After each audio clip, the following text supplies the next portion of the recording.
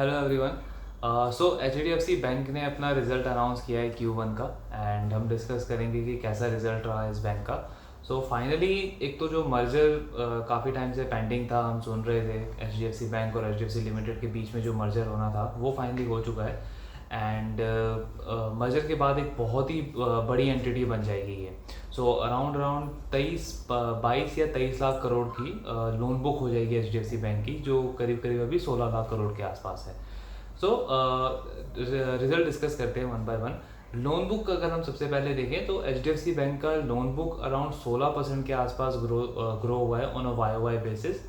Then deposit book इनका 19% से grow हुआ है। तो पिछले कई क्वार्टर्स में हम एक ट्रेंड देख रहे हैं एच बैंक का कि इनका जो डिपॉजिट बुक है वो हर बार लोन बुक के कंपैरिजन में ज़्यादा ग्रोथ दे रहा है। सो ये एक स्ट्रेटेजिकली एक कॉल है बैंक की। बहुत ही एग्रेसिवली फोकस कर रहा है एच बैंक अपने डिपॉजिट ग्रोथ के ऊपर।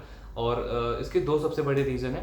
पहला तो ऑब्वियसली ये जो मर्जर हो रहा है इसकी वजह से एक एडिशनल फंड की रिक्वायरमेंट है एच बैंक को, जिसकी वजह से उन्हें ये करना पड़ रहा है। दूसरा एक और इसका रीज़न है और वो एडवांटेज भी है एच बैंक के लिए, क्योंकि अभी इकॉनमी में लोन ग्रोथ बहुत ज़्यादा है। लास्ट ईयर हमने देखा पूरा सेक्टर ही अराउंड 16-17% पे ग्रो हुआ है। एंड अभी भी वो डिमांड कंटिन्यू है। तो अगर बैंकों को ये लोन की डिमांड को पूरा करना है तो उसके लिए उन्हें अपना डिपॉजिट बुक तो चाहिए, बिकॉज वही डिपॉजिट वो आगे लोन दे पाएंगे, कस्टमर्स की डिमांड को पूरा कर पाएंगे।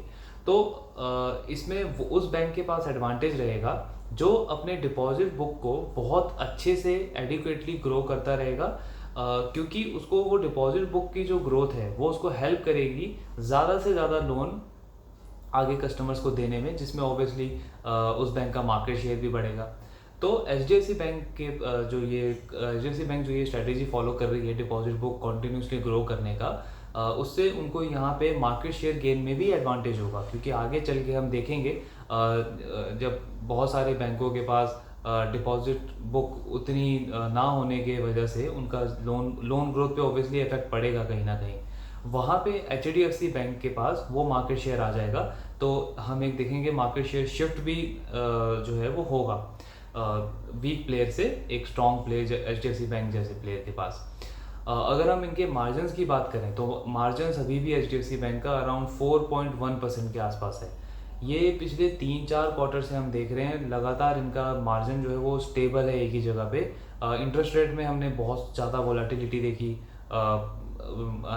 बहुत ज़्यादा इंटरेस्ट रेट बढ़े हैं, बट उसके बावजूद एच बैंक का मार्जिन बहुत ज़्यादा नहीं बढ़ा कंपेयर टू ICICI बैंक या एक्सिस बैंक या इंडसइंड बैंक या इवन कोटक बैंक, जिसका नेट इंटरेस्ट मार्जिन अराउंड 5.5% तक चला गया था। सो इतने सारे जो बड़े बैंक हैं उनका मार्जिन बहुत अच्छे से बढ़ा, बट एच बैंक को हमेशा ये क्वेश्चन किया जा रहा था कि आपका मार्जिन क्यों नहीं बढ़ रहा।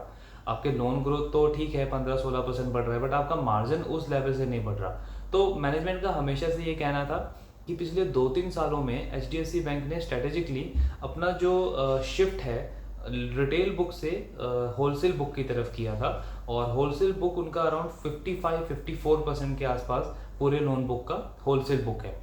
अब होलसेल बुक अगर किसी बैंक का ज़्यादा होता है तो नेचुरली उनके मार्जिन्स कम होंगे, बिकॉज होलसेल या कॉर्पोरेट लोन जब आप देते हो तो वहाँ पे आपको मार्जिन्स कम मिलते हैं compare to retail loans. Retail loan में जब आप पर्सनल लोन दे रहे हो या आप बिजनेस लोन दे रहे हो या इवन आप होम लोन भी दे रहे हो तो वहाँ पे मार्जिन्स आपको ठीक ठाक मिल जाते हैं फॉर लैंडर लाइक HDFC, जो कि बहुत ही एफिशिएंट है ऑपरेशनली, बिकॉज अपने कॉस्ट को बहुत अच्छे से मैनेज करता है ये बैंक।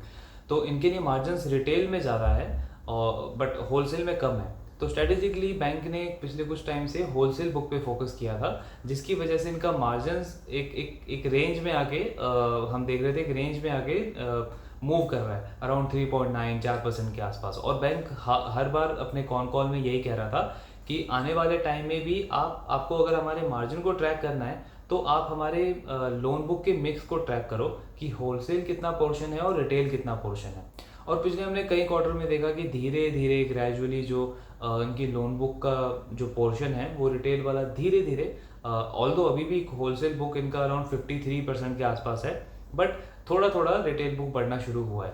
सो इसकी वजह से मार्जिन इनके 4% के आसपास ही है, ना ज़्यादा बढ़े हैं। और यहाँ पे अभी जैसे अभी की सिनेरियो है इसमें एक एडवांटेज भी है एच बैंक के पास, बिकॉज अब क्या हो रहा है इकॉनमी में, जैसे जैसे बैंकों को डिपॉजिट ग्रोथ बढ़ाना है तो डिपॉजिट पे इंटरेस्ट रेट बढ़ना शुरू हो गया। एफडी के इंटरेस्ट रेट हम देख रहे हैं एक टाइम पे 5% था, आज 8-9% है। तो ज़्यादातर बैंकों को क्या करना पड़ रहा है, डिपॉजिट बुक बढ़ाने के लिए उनको ज़्यादा इंटरेस्ट रेट ऑफर करना पड़ रहा है। करंट अकाउंट सेविंग अकाउंट ना लेकर के एफडी में कस्टमर को एक्वायर करना पड़ रहा है, जिसकी वजह से उनकी कॉस्ट ऑफ फंडिंग बढ़ रही है। अब कॉस्ट ऑफ फंडिंग बढ़ने से बाकी सारे बैंकों पे इम्पैक्ट क्या पड़ेगा कि उनके मार्जिन कम हो जाएंगे। इवन एनबीएफसीज को भी हम इसमें इंक्लूड कर सकते हैं। बट यहाँ पे एचडीएफसी बैंक के पास एडवांटेज ये रहेगा कि उनका डिपॉजिट बुक तो ऑलरेडी ग्रो कर रहा है इतने सारे क्वार्टर से। और इवन दो पहले पहली चीज़ तो ये कि एचडीएफसी बैंक को ज़रूरत नहीं है कि वो बहुत ज़्यादा इंटरेस्ट रेट ऑफर करके कस्टमर्स को एक्वायर करे, बिकॉज इतना बड़ा ब्रांड है। तो एक तो वहाँ पे ब्रांड का एडवांटेज है एचडीएफसी बैंक के पास। दूसरा, इवन दो अगर कुछ केसेस में वो कॉम्प्रोमाइज़ करते भी हैं ज़्यादा इंटरेस्ट रेट ऑफर करके, तो बैंक का जो मिक्स है वो अब हम देख रहे हैं पिछले 3-4 क्वार्टर से लगातार चेंज हो रहा है। और वो मैनेजमेंट का कहना है कि आने वाले क्वार्टर में भी वो कंटिन्यू रहेगा। वो जो चेंज हम देख रहे हैं होलसेल से रिटेल की तरफ, वो कंटिन्यू रहेगा। तो जैसे जैसे ये चेंज 47% जो अभी रिटेल है, जैसे जैसे 50% होगा, 53% होगा, तो अगर थोड़ा बहुत डिपॉजिट रेट बढ़ा भी देगा एचडीएफसी बैंक, तो भी वो मार्जिन वो वहाँ पे कवर कर लेंगे। तो ये एक हमें क्लैरिटी मिलती है इस बैंक की स्ट्रेटेजी से कि आने वाले टाइम में भी हम ऐसा कुछ बहुत बड़ा चेंजेस नहीं देख रहे हैं हम एचडीएफसी के मार्जिन्स में। आई मीन नेगेटिव इम्पैक्ट तो बिल्कुल ही नहीं पड़ेगा।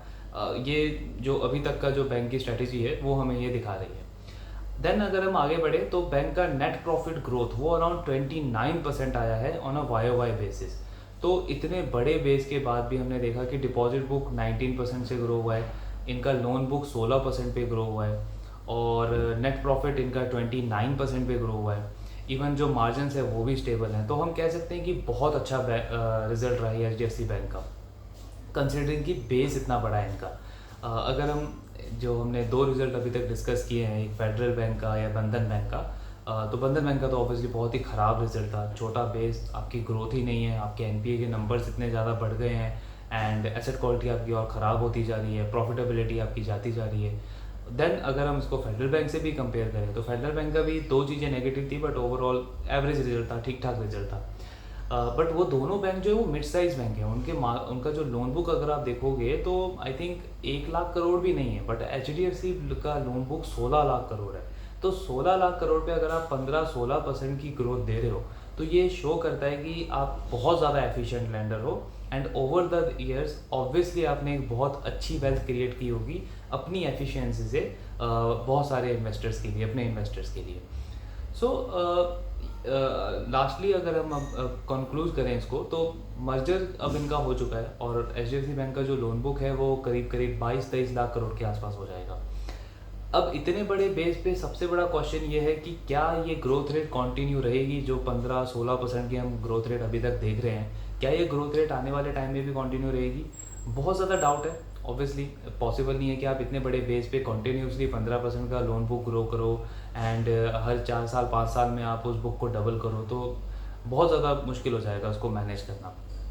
बट एक हम ये एक्सपेक्ट कर सकते हैं कि जिस तरीके की एफिशिएंसी है इस बैंक की, और जिस तरीके का एक ऑब्वियसली मार्केट शेयर शिफ्ट तो होगा फ्रॉम बहुत सारे PSU banks to private banks, और प्राइवेट बैंक में एचडीएफसी बैंक अगर हम लार्ज बैंकों की बात करें is the most efficient bank, तो थोड़ा सा वहाँ पे एडवांटेज रहेगा। बट 15-16% की ग्रोथ रेट को कंटिन्यू रख पाना थोड़ा सा डिफिकल्ट होगा इस बैंक के लिए। बट एज एन इन्वेस्टर हम ये एक्सपेक्ट कर सकते हैं कि अगर मैं एक मॉडरेट लेवल का इन्वेस्टर हूँ, विच मीन्स कि अगर मुझे 10-12%, 13% के आसपास की ग्रोथ अगर मुझे चाहिए, और वो मुझे विद सर्टेनिटी चाहिए, आई मीन सर्टेनिटी तो नहीं कह सकते, बट कह सकते कि विद काइंड ऑफ एक रिलैक्स वाला सेंस ऑफ रिलैक्स, मतलब मुझे ज़्यादा वॉलेटिलिटी नहीं चाहिए अपने स्टॉक में, तो एचडीएफसी बैंक एक उस तरीके का स्टॉक है जिसमें आपको ज़्यादा वॉलेटिलिटी देखने को नहीं मिलेगी। बहुत ही स्टेबल बिजनेस है, स्टेबल मैनेजमेंट है, और बहुत ज़्यादा एफिशिएंट है। सो आपको कभी भी ऐसा नहीं दिखेगा कि इनके एनपीए के नंबर्स बहुत ज़्यादा ऊपर नीचे हो रहे हैं, एसेट क्वालिटी डिटेरियोरेट हो रही है। सो बहुत आई मीन 99% चांसेस है कि ऐसा नहीं होगा, जिस तरीके की अभी तक इस बैंक की परफॉर्मेंस रही है पिछले 25-30 सालों में। सो एक मॉडरेट काइंड ऑफ इन्वेस्टर के लिए एचडीएफसी बैंक एक बहुत अच्छा स्टॉक है। बट फॉर आई मीन मेरे जैसे इन्वेस्टर के लिए, एक ग्रोथ ओरिएंटेड इन्वेस्टर के लिए जिनको एक अच्छी वेल्थ क्रिएट करनी है मार्केट से, ऑब्वियसली 20-25% तो हम इस बैंक से स्टॉक इस बैंक के स्टॉक से एक्सपेक्ट नहीं कर सकते, जिस जिस जिस लेवल का ये साइज अभी बन जाएगा आफ्टर द मर्जर। सो ये पूरा ओवरऑल एनालिसिस था एचडीएफसी बैंक के ऊपर। आई होप आपको अच्छा लगा होगा, एंड इन केस अगर आपको कोई भी डाउट या क्वेरी हो, आप कमेंट बॉक्स में कमेंट जरूर करिएगा। So thank you very much.